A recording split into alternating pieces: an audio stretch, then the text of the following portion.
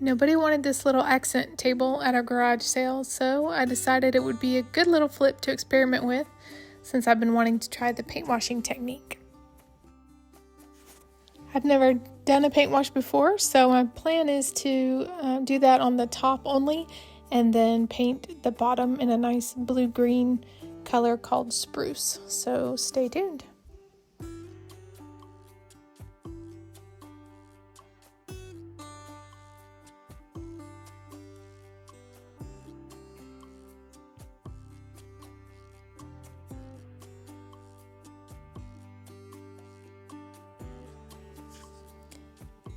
I'm using mostly Heirloom Traditions products on this little flip, which is my favorite paint as of late since I discovered it about a year ago.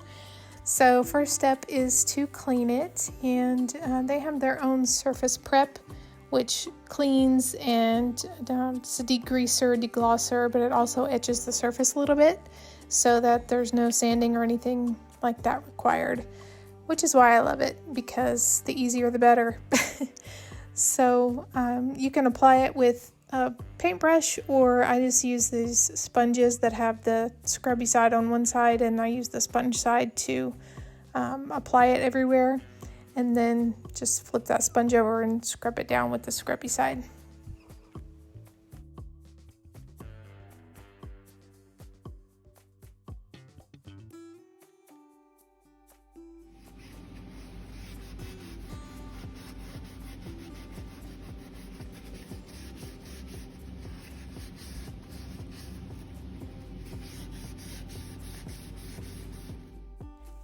Next, I sanded the top, starting with an 80 grit and working up to 220.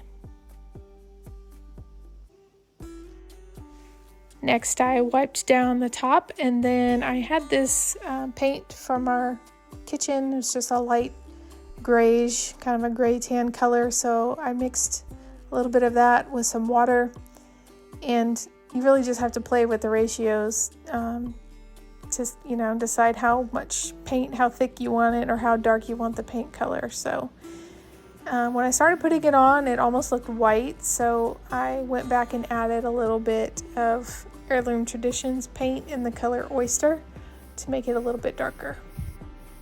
You can see there's some darker spots and some lighter spots in the wood, and I liked it like that, so I just didn't sand anymore to try to get it any more even, because I kind of wanted to have that aged or antiqued look. So I started wiping on the paint wash. You can again use whatever you want to get it on there. It kind of acts like a stain, so if you think of it that way, you have to work quickly because it does start to dry pretty quickly.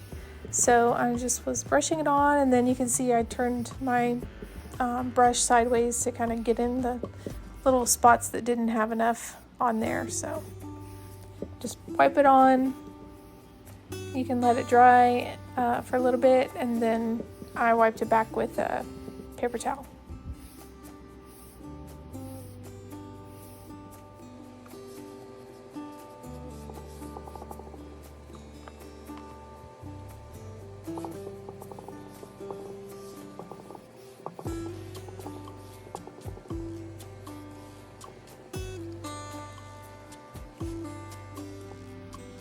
I decided to go ahead and do the edge around the top as well.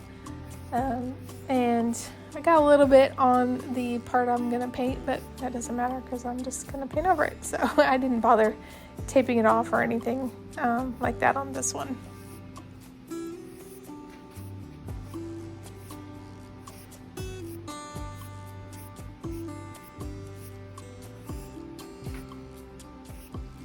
So because you're using water in the paint wash, it will probably, in most woods, raise the grain a little bit. So I did give it a quick little hand sand with 220 grit, and then I did a second coat.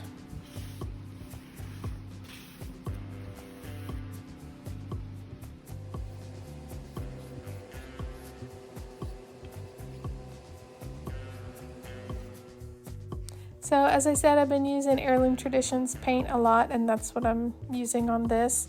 And I just love the finish that it gives, and also that it has primer and top coat literally all in one. So unless you're using something like, painting something like pine that has a lot of tannins in it that might bleed through, I might go ahead and prime it if I was working on something like that, but not just for something like this. So you can, if it's super slick and you feel like you want to give it a little rough sanding first, you can, but it's really not necessary with this paint.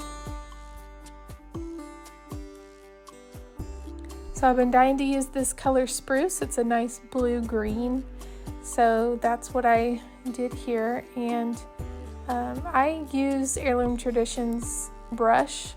And I didn't at first, when I first started using this paint, I thought, oh, it's the same shape and same thing as my chalk painting brush. And it just did not work as well because it's made of a different material. So this Heirloom Traditions one really does work the best. So that's what I'm using here. It's a round brush and it just makes everything go on really smooth, really well. So it actually started to turn out super cute, and I decided that I was going to keep it for our living room and replace another table that we had. But the spruce was a little too blue for what we have going on in here, so I ended up using a mix of Heirloom Traditions paint, 2 different colors that I used for our kitchen cabinets, so it would coordinate that. And for that I used a 50-50 mix of London and Envy. So the final product that you see here is that 2-color mix. So I'm pretty happy with how it turned out, and I will definitely try this technique again. Let me know in the comments what you think and how I did on my first YouTube video. Thanks.